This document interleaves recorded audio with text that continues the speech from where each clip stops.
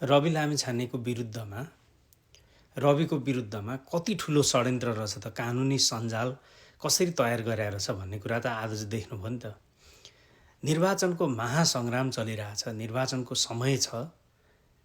अरू बेला पेशी सरेका सरे अनेक गराउने यो अदालत सिस्टमले, पर्साले उनलाई आजकै दिन निर्वाचन उम्मेदवारी दर्ता गर्नेकै दिनमा अदालत उपस्थित गराउने अनि धरोटीमा पैसा माग्ने, अथवा चाहिँ त्यही दिन उनीहरूको पहिलाको योजना त जेलै थुन्ने थियो।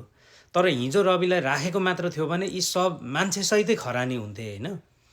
त्यो अवस्था भएको कारणले डरले 1 करोडको धरोटी मागेर हिजो छोडिदियो, जबकि उम्मेदवारी समेत दर्ता गर्न नदिने र ती रविलाई खतम पार्ने भन्ने यिनीहरूको प्री प्लान रहेछ पहिला होइन।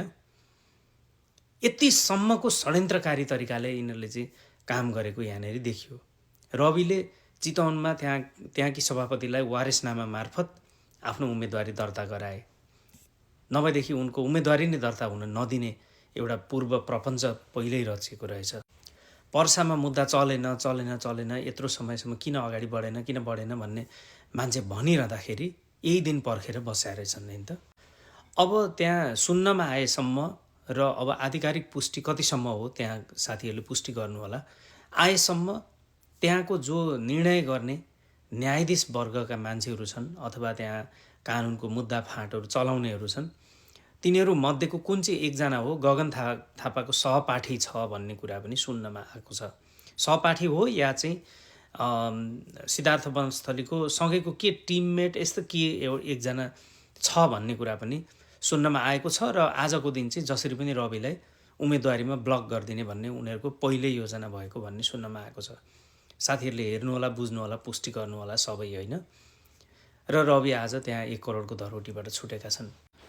अब यो सम्पूर्ण डिटेल कभरेज फेरि अर्को पोस्टमा लिएर आउँला। अहिलेलाई भने रविले उम्मेदवारी दर्ता गर्न पाएका छन्, चितवन 2बाट उनको सफलतापूर्वक उम्मेदवारी दर्ता भएको छ। अब जनताले झापड दिनुपर्ने छ। यिनीहरूले चुनावको दिनमा पनि रविलाई चलाएर रविको राष्ट्रिय स्वतन्त्र पार्टीको भोट अझै बढेको छ। जनताले यिनीहरूको प्रतिशोधपूर्ण गतिविधिको झनै मूल्याङ्कन गरेका छन् र चाहिँ अब चुनावमा ब्यालेटबाटै जनताले जवाफ दिनेछन्। दमकले पनि त्यो देखाएको छ, जनकपुरले पनि त्यो देखायो, दमकमा बालेन जाँदा उर्लेको महासागरले त्यो देखायो भनेपछि अनि चितवनमा उर्लेको जनसागरले देखायो उम्मेदवारी दर्ताको सिलसिलामा। र अब जनताको ब्यालेटलाई पर्खेर बस्नुपर्ने अवस्था छ।